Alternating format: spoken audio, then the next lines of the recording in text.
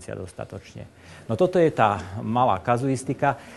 Dovolili sme si to rozdeliť extra anamnézu závislosti od alkoholu a paralelne samozrejme časom posunuto ide anamnéza teda hypertenznej choroby.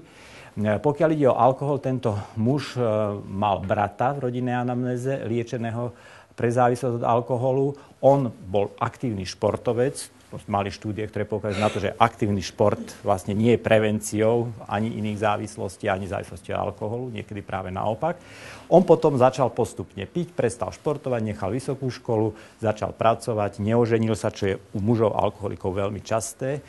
No a ako 31-ročný bol prvýkrát liečený pre závislosť od alkoholu. V roku 2007 bol už 9-krát ústavne liečený. Najdlhšiu obdobie mal 1,5 ročnú abstinenciu. No a pred tou poslednou hospitalizáciou pil 5 litrov vína denne. Momentálne abstinuje už 2 roky, navštevuje naše zariadenie ambulantne na Hraničnej v Bratislave. Tá hypertenzná choroba, anamnestický otec mal hypertenziu, zomrel ako 62-ročný na infarkt myokardu. On nebol sám po somatickej stránke v mladosti vážnejšie chorý. Hypertenzná choroba bola zistená prakticky lekárom v jeho 38. roku života. Lekár mu odporučil Concor, on to neužíval, hypertenzia pokračovala. 39-ročnému mu odporučil lekár ENAP.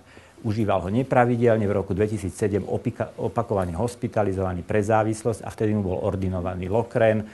Pri prijatí, lebo to je z toho času robená tá kazuistika, mikrokazuistika, mal 0,5 promile alkoholu v dýchu a v krvi pri prekalkulovaní. Tlak krvi bol 170 na 120 mm ortuti. MCV, čo je jeden z našich markerov, bol 96,7 a AST boli jediné zvýšené, vtedy 1,2. Ordinovaný bol tenziomín, opakovane zistená hypertenzia počas tej hospitalizácie pre liečbu alkoholizmu. Postupne došlo k úprave tlaku a na 9. deň bol hypotenzný.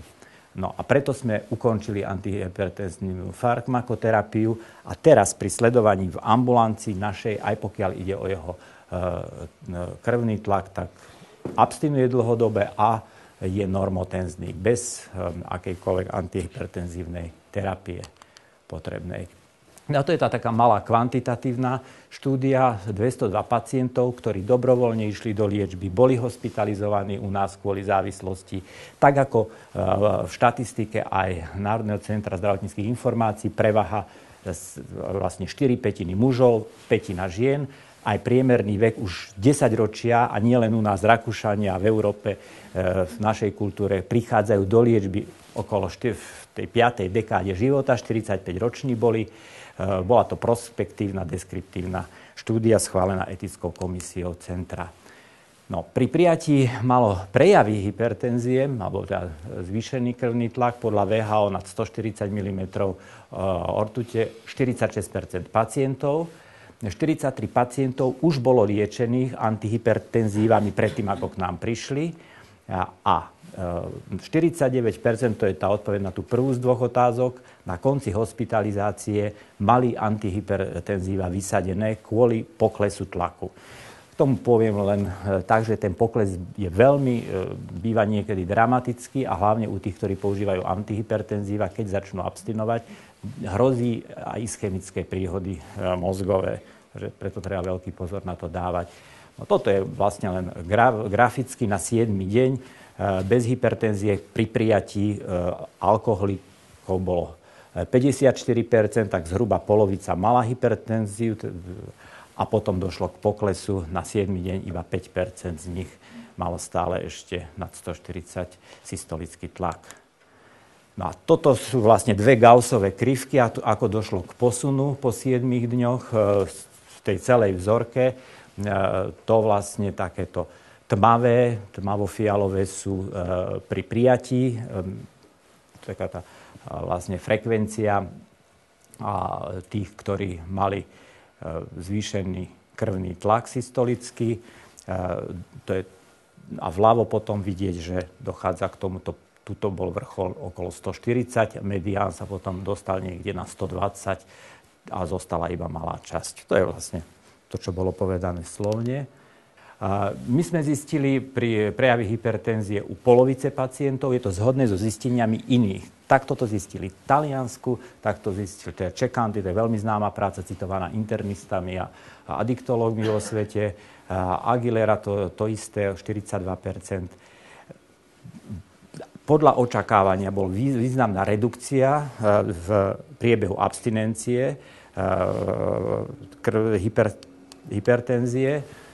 A teraz z pohľadu takého praktického odporúčajú snov, ale aj ďalší Japonci, screening excesívneho pitia u zistenej hypertenznej choroby.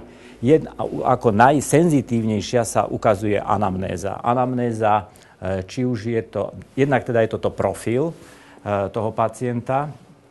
Najčastejšie sú to muži, ktorí majú rodinnú anamnézu alkoholizmu a keď sú starší ako 40 rokov. Tam by bolo treba zvýšenú pozornosť venovať, ak majú zistenú hypertenziu, ich pitiu, konzumácii alkoholu. Samozrejme, neplatí to naopak, že je veľa medzi hypertonikmi, ktoré sú aj ženy, veľmi často hypertoničky, že tam je veľa tých, čo nadmerne pijú, ale u mužov v tomto veku áno. A to zisťovanie z tých anamnéza je najcitlivejšia, 72%, CAGE, to je taký štvorpoložkový jednoduchý dotazníček, ale GMT býva zvýšené u 58% pijúcich nadmerne a stredný objem erytrocitov je u 45% nadmerne pijúcich. Máme veľmi veľa ľudí, ktorí majú aj krvný obraz, aj tie biochemické hodnoty transaminás úplne v poriadku a pritom sú ťažko závislí od alkoholu. Ale toto pomôže. No a dôležitá je ten poznatok, vlastne to je ten súhrn, že abstinencia vedie k úpravu hypertenzie vo väčšine prípadov ľudí so závislosťou od alkoholu, ktorí začnú abstinovať. Mala by byť súčasťou nefarmakologického manažmentu v smerniciach pre liečbu hypertenzie, podobne ako napríklad pri rôznych hepatopatiách, o tom sme s pánom profesorom už hovorili, Rušovským a s inými kolegami. Čiže treba tomu venovať pozornosť, ale nestačí len odporúčať, aby nepili. Väčšinou sa jedná o ľudí so závislosťou, mali by byť liečení. Čiže tá liečba má byť komplexná, okrem liečby hypertenzie podľa guidelinov, kardiologických alebo hypertenziologických, mali by byť v tých guidelinoch aj pevnou súčasťou liečba závislosti od alkoholu väčšiny z nich. Psychiatri by mali venovať zvýšenú pozornosť. Viem, že nevenujeme, aj možno, že to je preťaženia pracovného, ale mali by venovať hypertenziu pacientov v závislosti od alkoholu a internisti a ostatní teda lekári by mali zvýšenú pozornosť venovať konzumácii u pacientov s hypertenznou chorobou, konzumácii alkoholu. Taká tá otázka zostáva, že či tí ľudia, ktorí nie sú závislí od alkoholu, napríklad je veľa žien, ktorá majú tie iné faktory predisponujúce a majú hypertenziu, hypertenznú chorobu, či tam vlastne takisto by nemala byť ordinovaná alebo odporúčaná v rámci liečby úplná abstinencia od alkoholu. To znamená, že by nemali vlastne piť ľudia, ktorí používajú antihypertenzíva, nie len tí, ktorí sú závislí alebo majú anamnézu závislosti, alkohol. No, podľa môjho názoru a tie prehľadu tých štúdií by sa to asi malo odporúčať všetkým pacientom užívajúcim antihypertenzíva, aby abstinovali. Ďakujem za pozornosť.